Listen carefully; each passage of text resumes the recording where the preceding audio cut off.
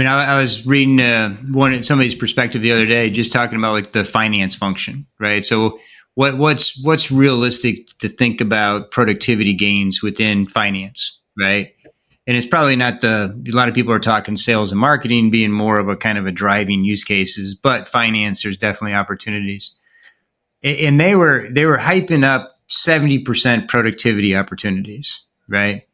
Which I think there's going to be Mm-hmm. specific functions that you'll see those type of productivity gains, right? But over the entire, Yeah. say, business function of finance and accounting, would you see 70%? I think 70% is probably going to be a stretch. One of the things that we did is going back to kind of the benchmarking background. But what's your thought on, if you start today, really on your kind of AI journey, what's your kind of maturity curve look like that you need to kind of to get some of these productivity capabilities or productivity opportunities?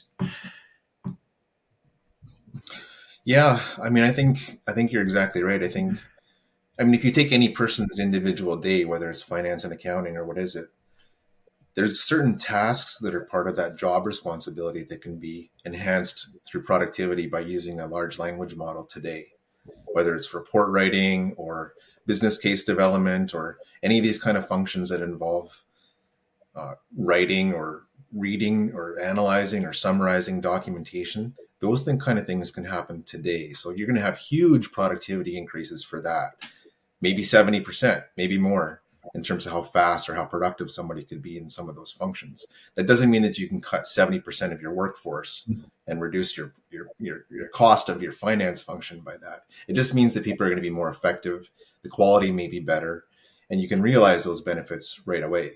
That frees up 70% of the time spent on that task previously for something more productive within the organization, especially as the maturity and stuff of embracing these kind of things starts to ramp up. So the fear of sort of losing your job and some of those kind of concerns and stuff need not necessarily be there, because you can just start to get better at doing some tasks right now with that kind of thing. Yeah.